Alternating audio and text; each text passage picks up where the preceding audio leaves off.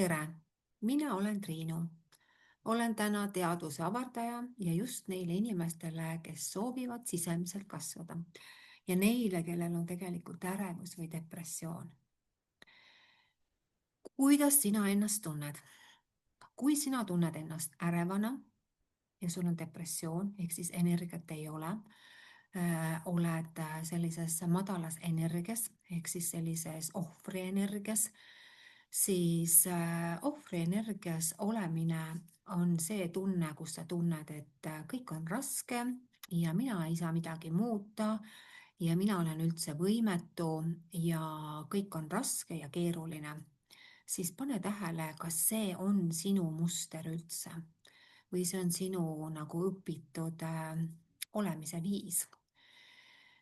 Sest et kui me saame aru, et meid on pandud uskuma, et me oleme ebapiisavad, meil ei ole, et meie sees ei ole turvatunnet, me ei saa millegagi hakkama ja siis me selles mõttes otsime või leiame endale selles mõttes ka sellised partnerid, kes tegelikult hakkavad peegeldama meile meie enda lapsepõlve traumasid, et kui meie suhe isaga pole olnud selline, kus isa on meid kiitnud, armastanud, vaid on pigem maha tõmmatud, siis me tõmbame endale ligi partneri, kes tegelikult hakkab meile sedasama haava kogu aeg näitama, ehk siis täpselt samamoodi kogu aeg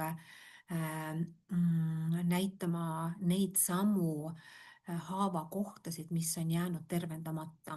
No näiteks, kui sa oled juhuslikult esimene laps ja sul on väike vend, siis on selge, et kui see vahe on väga väike, siis on selge, et sinu alateadvus ei ole aru saanud, et sina oled kohe suurem õde ja sul on vaja selles mõttes hoida tähelepanu väiksemal vennal, sest tema on väiksem, tema tahab nüüd armastust saada.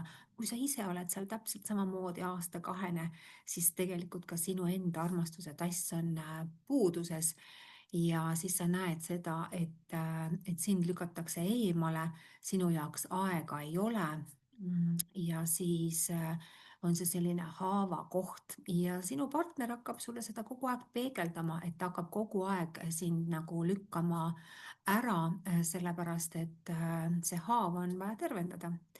Sest me tõmbame alati endale selle inimese, kes siis aitab meil näha meie enda mustreid.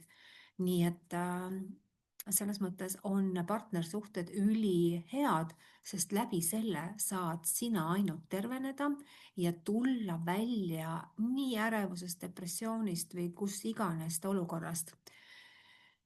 Ja sellepärast ongi oluline see pool, et sa mõistaksid seda elu suuremalt, sest elu annab sulle alati neid kohtasid, mis on vaja tervendada.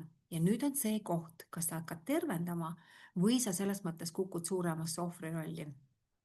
Nii et mina olen siis see, kes saab aidata siis seda mustrit nagu lahti häkkida, inimesele nagu selgeks teha, et alateadvus võtaks selle uue koodi vastu, mitte enam selles mõttes selle tagasilükkamise, tõrjumise, vaid selle koha, kus sa hakkad iseennast armastama ja väärtustama. Sest nii kaua, kui inimene ei armasta ega väärtusta ennast, siis ta saab kogu aeg neid mustreid, mis siis tegelikult nagu võivad sind trigerdada ja võivad sulle haiget teha. Aga see haiget, mitte keegi meile haiget teha ei saa, ainult meie ise, seega kõik see, mis on sinu sees, on see, mis sul tuleb iseendale ära tervendada. Ja elu saab uue alguse. Aitäh sulle!